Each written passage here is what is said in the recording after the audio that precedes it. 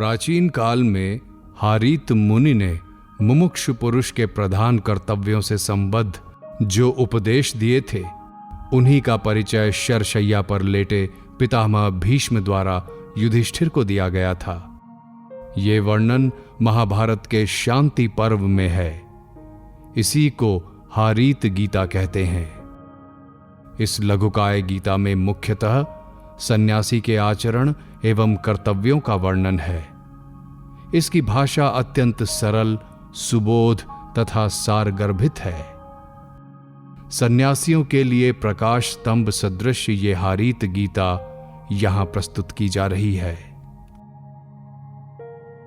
युधिष्ठिर ने पूछा, पितामह, प्रकृति से परे जो परब्रह्म का अविनाशी परम धाम है, उसे कैसे स्वभाव, किस तरह के आचरण, कैसी विद्या और किन कर्मों में तत्पर रहने वाला पुरुष प्राप्त कर सकता है? भीष्म जी ने कहा, राजन, जो पुरुष मोक्ष धर्मों में तत्पर, मिताहारी और जितेंद्रिय होता है, वो उस प्रकृति से परे परब्रह्म परमात्मा का जो अविनाशी परम धाम है, उसे प्राप्त कर लेता है। युधिष्ठिर, पूर्व काल में हारीत मुनि ने जो ज्ञान का उपदेश किया है, इस विषय में विज्ञ पुरुष उसी प्राचीन इतिहास का उदाहरण दिया करते हैं। अब उसे सुनो। मुमुक्षु पुरुष को चाहिए कि लाभ और हानि में समान भाव रखकर मुनि वृत्ति से रहे और भोगों के उपस्थित होने पर भी उनकी आकांक्षा से रहित हो अपने घर से निकलकर संन्यास ग्रहण कर ले। न नेत्र से, न मन से और न वाणी से ही वो दूसरों के दोष देखे, सोचे या कहे। किसी के सामने या परोक्ष में पराये दोष की चर्चा कहीं न करे। समस्त प्राणियों में से किसी की भी हिंसा न करे, किसी को भी पीड़ा न दे। सबके प्रति मित्र भाव रखकर विचरता रहे। इस नश्वर जीवन को लेकर किसी के साथ शत्रुता न करे। यदि कोई अपने प्रति अमर्यादित बात कहे, निंदा या कटुवचन सुनाए, तो उसके उन वचनों को चुपचाप सह ले। किसी के प्रति अहंकार प्रकट न करे। कोई क्रोध करे तो भी उससे प्रिय वचन ही बोले। यदि कोई अपशब्द बोले तो भी उसके प्रति हितकर वचन ही मुंह से निकाले। गांव या जन समुदाय में दाएं बाएं ना करे, किसी का पक्ष विपक्ष ना करे तथा भिक्षा वृत्ति को छोड़कर किसी के यहां पहले से निमंत्रित होकर भोजन के लिए ना जाए।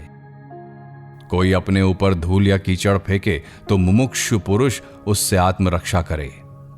बदले में स्वयं भी वैसा ही ना करे और ना मुंह से कोई अप्रिय वचन ही निकाले। सर्वदा मृदुता का बर्ताव करे, किसी के प्रति कठोरता न करे, निश्चिंत रहे और बहुत बढ़ बढ़कर बातें न बनाए। जब रसोई घर से धुआं निकलना बंद हो जाए, अनाज कूटने के लिए उठाया हुआ मूसल अलग रख दिया जाए, चूल्हे की आग ठंडी पड़ जाए, घर के लोग भोजन कर चुके हों और बर्तनों का संचार, रसोई परोसी हुई थाली का इधर उधर ले जाया जाना बंद हो जाए, उस समय सन्यासी मुनि को भिक्षा प्राप्त करने की चेष्टा करनी चाहिए। उसे केवल अपनी प्राण यात्रा के निर्वाह मात्र का यत्न करना चाहिए। भरपेट भोजन मिल जाए, इसकी इच्छा नहीं रखनी चाहिए। यदि भिक्षा ना मिले तो उससे मन में पीड़ा का अनुभव ना करे, और मिल जाए तो उसके कारण वो हर्षित ना हो।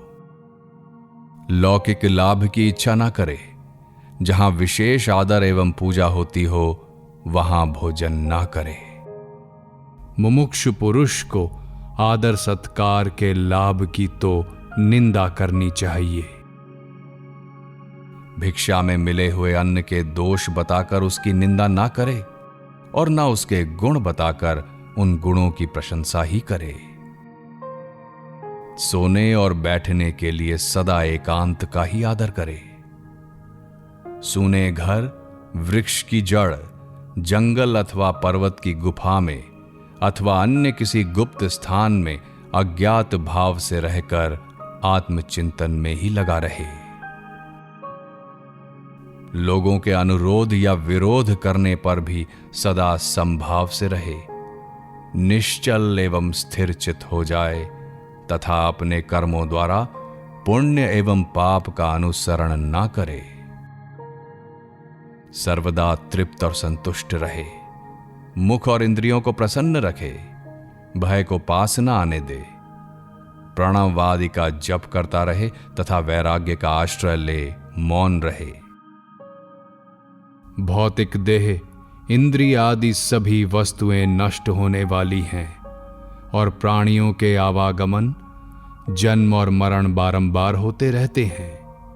ये सब देख और सोचकर जो सर्वत्र निस्पृह और समदर्शी हो गया है, पके रोटी भात आदि और कच्चे फल मूल आदि से जीवन निर्वाह करता है, आत्मलाभ के लिए जो शांत चित्त हो गया है तथा जो मिताहारी और जितेंद्रिय है, वही वास्तव में सन्यासी कहलाने योग्य है। सन्यासी तपस्वी होकर वाणी, मन, क्रोध, हिंसा, उदर और उपस्थ इनके वेगों को सहता हुआ इन्हें वश में रखे। दूसरों द्वारा की गई निंदा उसके हृदय में कोई विकार न उत्पन्न करे। प्रशंसा और निंदा दोनों में समान भाव रखकर उदासीन ही रहना चाहिए। संन्यास आश्रम में इस प्रकार का आचरण परम पवित्र माना गया है। सन्यासी को महामनस्वी, सब प्रकार से जितेंद्रिय, सब ओर से असंग, सौम्य, मठ और कुटिया से रहित और एकाग्र चित्त होना चाहिए। उसे अपने पूर्व आश्रम के परिचित स्थानों में नहीं विचरना चाहिए। वानप्रस्थों और गृहस्थों के साथ उसे कभी संसर्ग नहीं करना चाहिए।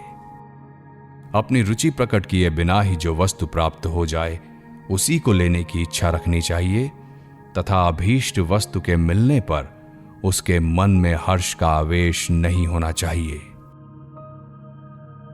ये संसार आश्रम ज्ञानियों के लिए तो मोक्ष रूप है, परंतु अज्ञानियों के लिए श्रम रूप ही है। हारीत मुनि ने विद्वानों के लिए इस संपूर्ण धर्म को मोक्ष का विमान बताया है। जो पुरुष सबको अभयदान देकर घर से निकल जाता है, उसे तेजोमय लोकों की प्राप्ति होती है तथा वो अनंत परमात्म पद को प्राप्त करने में समर्थ होता है। इति हारीत गीता संपूर्णा।